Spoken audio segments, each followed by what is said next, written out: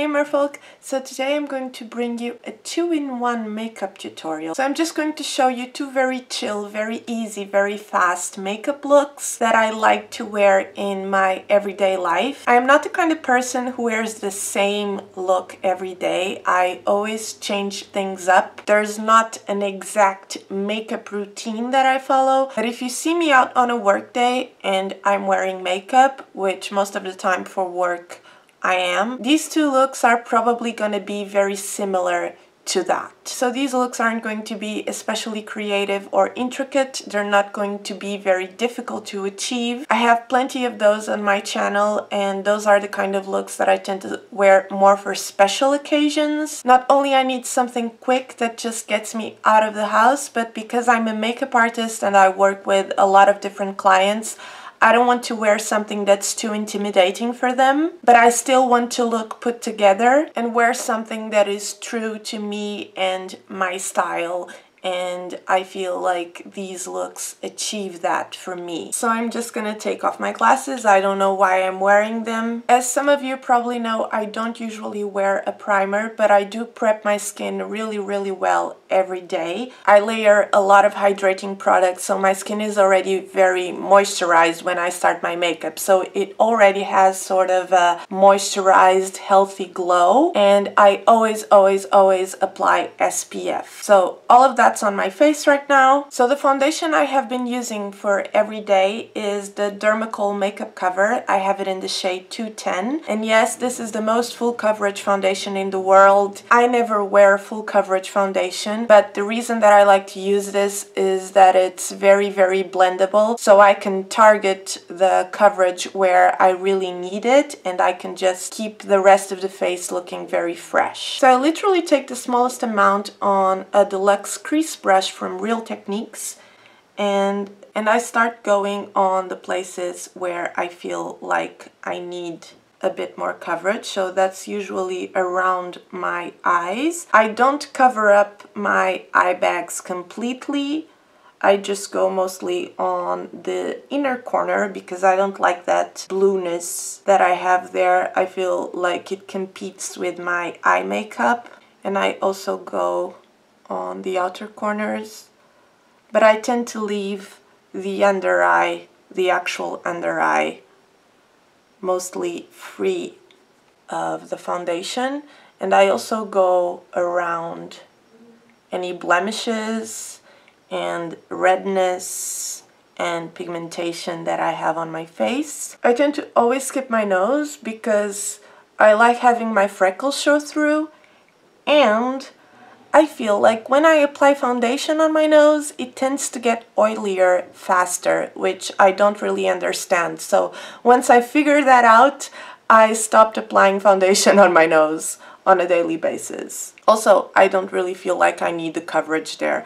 I also avoid my forehead because as I get older, the lines on my forehead are becoming a little bit more visible. Foundation doesn't really sink into them, but it makes them appear more noticeable. Also, I get a little bit oily on my forehead throughout the day, and as I said, I feel like foundation just makes it worse. I also take some under my brows because I feel like I need some there, just to even out the tone. This foundation is oil-based, so it's very moisturizing, but if you have dry skin and you don't prep your skin before you apply this, throughout the day, your skin is going to absorb the oil in this foundation and it's going to start looking very dry because this is mostly pigment, so it's almost like you only have a powdered pigment on your face.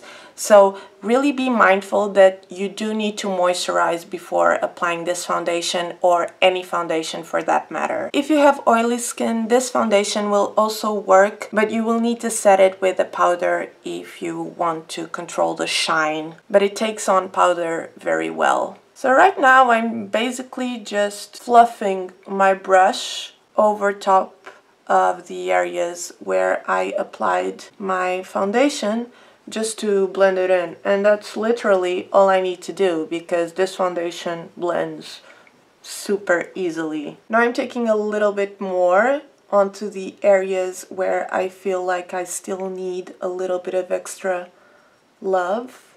Make sure everything sinks into the skin really, really well. I just take my fingers and I press them onto my face. And the warmth of my fingers is really going to make that foundation sink into my skin and make it look more natural. So now that I've talked about my foundation technique for like 9 hours, I hope I didn't bore you guys, but I feel like it's a different way of applying foundation that not a lot of people on YouTube do, so I just wanted to share. So my first look is going to be all about the lips. So I'm going to keep everything else very light. So for my eyes, I usually just go in with a bronzer, or I take a very neutral eyeshadow that is very easy to blend and just fluff it all over my lid. Today I'm going to go into my Modern Renaissance palette, and I'm going to take this shade here called Buon Fresco on my favorite brush, my duo fiber blending brush from MAC. I don't remember the name of it, but it's my favorite blending brush. So I'm just taking a small amount of that eyeshadow and I'm just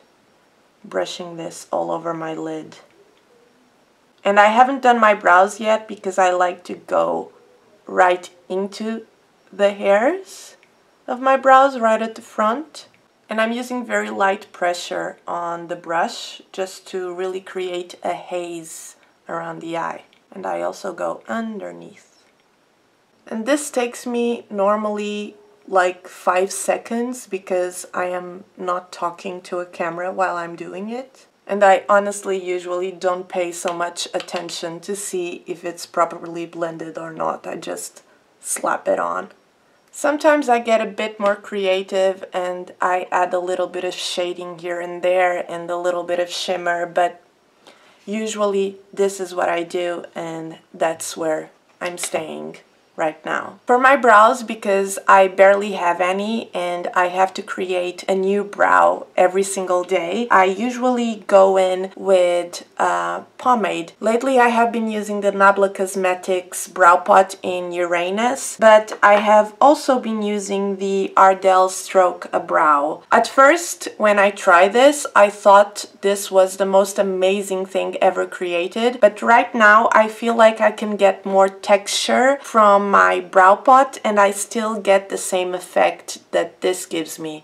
This gives you the very hair-like strokes, very feathered brow look, but the color on this, which is soft black, it's the darkest shade, I feel like it's still a little bit too light for me, so I can't really get the intensity that I want, and I don't have a darker shade available to combine with this one. So I have used this when I don't want to grab a brush, but it's not giving me all that I want. If you have more of a brow than I do, or you can find a shade of this that is perfect for you, then I think you would really enjoy this, but for me, I still prefer my brow pomade. To create hair-like strokes with a brow pomade, I like to use the wing liner brush from Zoeva, and this one is dirty, and I always start with a dirty brush because I use this every day. So I take a wipe and I just take off whatever's in the brush, because you really don't want to go in with a dirty brush for this, because it's not going to give you the effect that you're looking for. Also, the makeup remover from the wipe that's left on the brush is going to make the product a little bit more easy to work with. Another thing that I do that I never mention in my videos when I'm doing my brows, I take some blotting paper, whatever blotting paper you can find near you. You can get them for super cheap. Essence makes them. And I remove any excess oil in my brow area, and this is really going to help my eyebrows to last a little bit longer. Because of my skincare, my face usually feels a little bit moist, so I just want to get that moisture out so that it doesn't break down my brow product. And I go in with a very small amount of pomade each time. I just take whatever's left on the cap. And again, with very little pressure on the brush. This is the key word for everything that I do. Very little pressure on the brush. I start drawing in a few hairs. This is the part of my makeup that usually takes the longest, but most people don't have to do this. This is just something that I feel like I need to do to have a complete face, and I do like to take a little bit of time to make my brows look as realistic as possible. So towards the front of the brow, I go from the bottom up, so just following the direction of my natural hairs, and from the middle of the brow outwards, I go from the top down. So downward strokes again in the direction of the hair that isn't there, but if it was, it would be going downwards. Every layer I have more product on the brush. So each time I go in, my hair strokes will appear a bit darker, and that's what I want. My eyebrows are a little bit far apart, so I always draw a few hairs inwards. Also makes the brow appear a little bit messier, which is what I wish they were. Because I'm drawing hairs where there aren't any, that is why I prefer to use a product with a color that's very, very similar to my actual hair. It doesn't make sense for me to draw hairs that have a different shade to my actual hair, would it? No. It wouldn't. Sometimes I just leave them like this, other times I like to brush my hairs up with something else. When I'm feeling very extra, I use soap on my brows, I use the soap technique, or I have two products that I like. The Essence Make Me Brow, it has fibers in it, I use it in the darkest shade, and this one gives me more of a soft effect. And the other one that I use also has fibers in it, but this one is very intense. This is the Ardell Brow Building Fiber Gel. This one gives me a very intense, very dark, hairy look. And it's also a lot stronger, so it's really going to hold those hairs. But nothing beats soap for that. Soap really holds them up for the whole day. So I'm gonna go in with the Essence Make Me Brow, because I want them to be soft.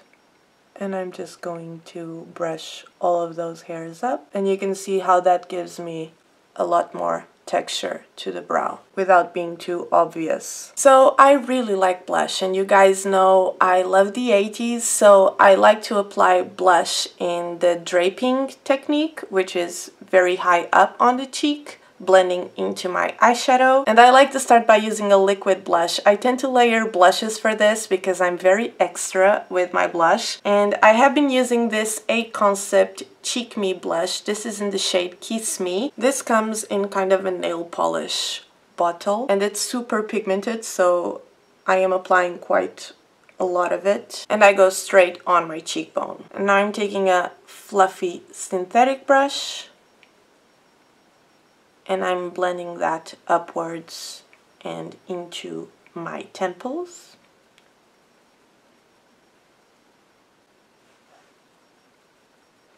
And I love how this blush looks. It looks super dewy and glowy. And I usually tend to like to go over top with another blush. I will explain why in a second. I'm going in with the Chanel blush in 71 Malice. You don't need to use Chanel blush for this, but I have it and I really like this shade. And the reason I like to go in with a powder blush is because I like to go over top of my eyeshadow in the outer corner. And this just makes it easier.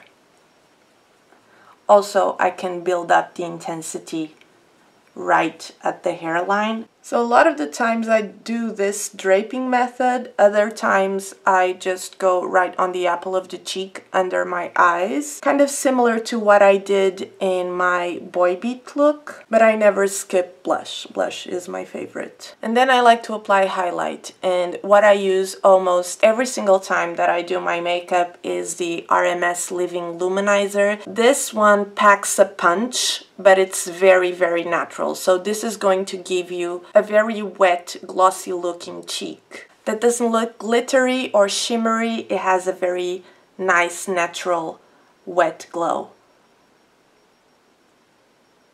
So I just apply a buttload of this with my brush, and then I go in with my finger. You can apply this with fingers, but I like to go in with one of these small kabuki brushes because I can deposit a lot of product all at once, and I like a lot of it. Can you see that? It's so gorgeous. Now I'm taking some on the bridge of my nose and on the tip, and I also take some on my finger just on my cupid's bow. My lips are looking very pink because I was wearing makeup before I filmed this video and I removed it.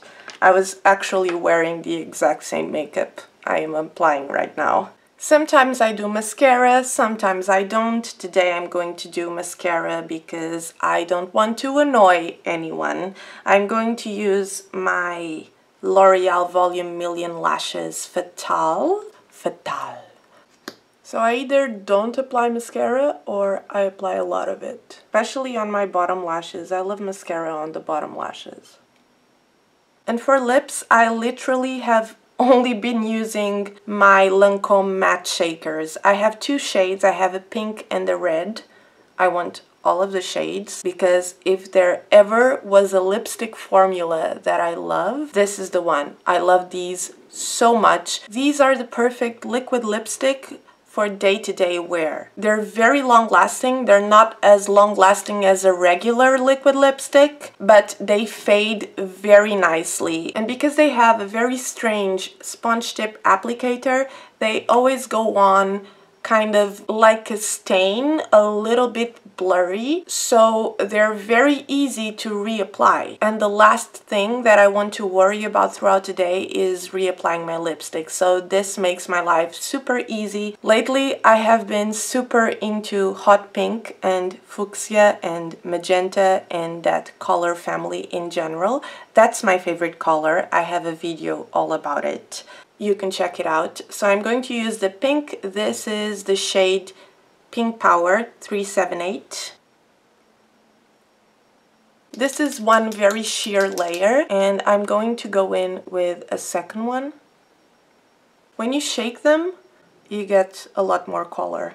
But I like to do one sheer layer before I shake it and then do one full coat. So you can see how blurry the edges look, but because I have been into an even more blurred out lip, and I have been liking my top lip to be a little bit more overdrawn, and I feel like the blurred effect really helps to make it look more effortless. Take a very small detailed brush and blur it out more precisely on the cupid's bow.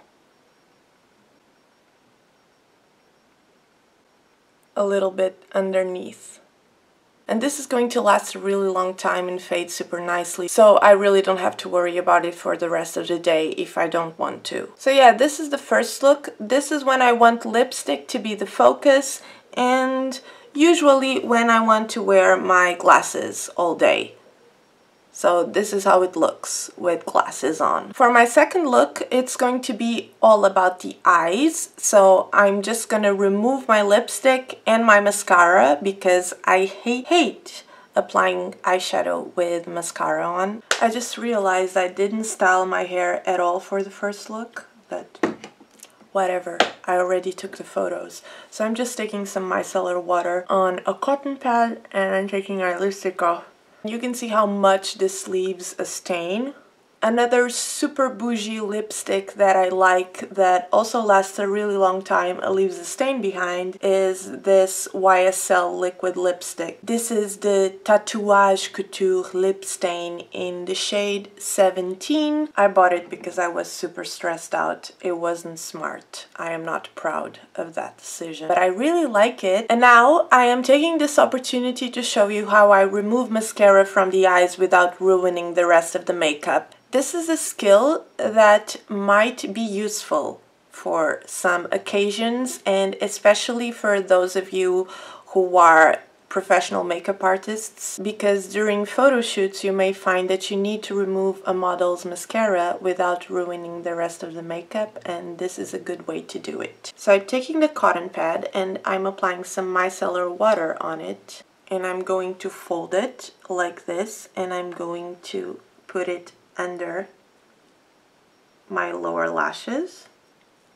I usually break them apart into two cotton pads, but these are kind of stiff and I can't do that. So I've applied also a little bit of micellar water in this cotton bud, and I'm just rubbing it against the lashes, and you can see all that mascara is coming off. And I'm also doing the same for my upper lashes, just closing my eyes. And then very carefully you can take the edge of that cotton pad to just rub it against the lashes and remove whatever's left. It's impossible to do this without removing some of the eye makeup, but it works if you want to keep the face makeup mostly intact. Now I just have to touch up my concealer a little bit if I need to. So when I'm focusing just on the eyes, I usually like to pick one bold color and then create a look around that color. If you follow me on Instagram, you might have seen me do a full-on acid green look. Today I'm going to do pink because it's the theme of today. For that, and I am not very pleased with myself to be talking about this, I usually use my Cozzette eyeshadows. These are my favorite eyeshadow formula, hands down. You don't see me talking about this more because a while ago, the makeup artist who owns Cozzette, Rock Cozzette, was extremely rude to a girl on Instagram. She did a review of the eyeshadows and the review wasn't bad, it was actually good, but it wasn't a glowing review. And he got really upset and he was very rude. And since then, I am very disappointed and I don't know what to do with my life. Honestly, I really love them and I don't want to stop using these eyeshadows, and there were still a ton of colors that I wanted to get. These aren't cheap. One of these single eyeshadows costs around £11. This is actually the green that I have been going for. If you guys have heard about this, please let me know what you think in the comments down below. And overall, just let me know what you think. I really don't want to stop using them, but at the same time, I don't really want to support rude behavior. Generally, Rock Cozzette has been nothing but nice to me, and I know that he is very nice to most people, but apparently only if you really like their products. I'm going to use this eyeshadow here, which is called Amaze, and I am going to blend it out using this shade, which is Synthesize, and this shade, which is Wonder. And for a sticky base, sometimes I go in with my eyeshadow sticks from Kiko. I use the burgundy, or I go in with a lip pencil. This one is by Inglot and it's the shade 20, and it's one of these chubby lip pencils. I like to go on the waterline with this. Lip pencils aren't eye safe, just keep that in mind. I am not recommending that you use a lip pencil. I am just telling you that I use them, and it's probably not a good idea if you have sensitive eyes or if you are allergic to any of the ingredients that are commonly used in lip pencils. It doesn't work for everyone, but makeup artists have been doing it for years and years and years.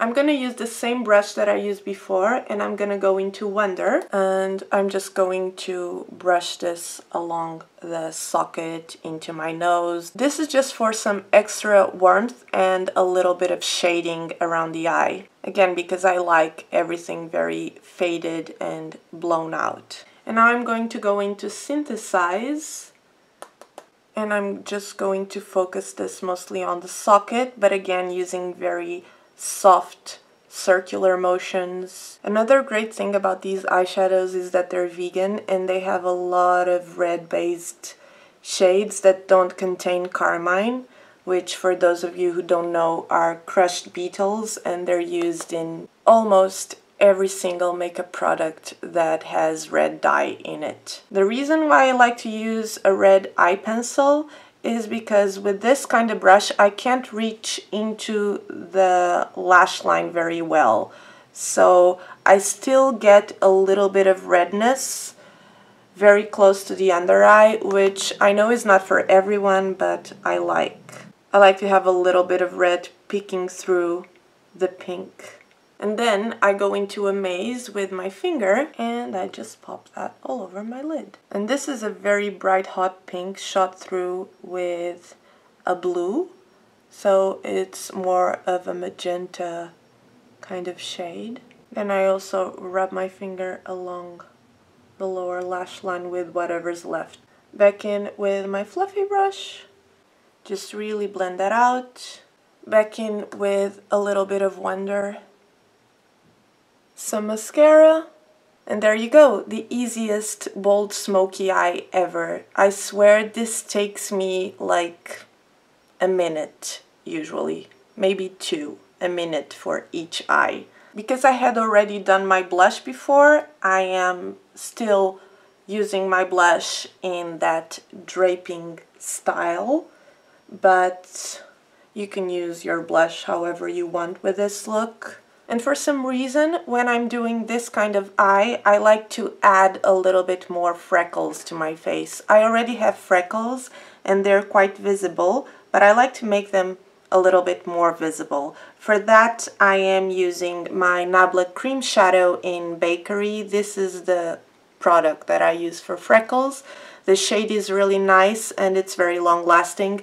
And I use one of these nail art dotting tools. So the thing with freckles is that you don't want to make them too perfect. So using something that doesn't give me a lot of control, like this nail art thing, really helps. Because you want to make them look as organic as possible. I usually don't do anything for the lips, I just apply some lip balm, but my lips are looking super bright because of that lipstick that I was wearing before, so I'm just gonna tone them down a little bit with a nude. I'm taking the Too Faced Melted Lipstick in Melted Nude, and I'm not going to apply it very opaque. I'm just trying to block out the color.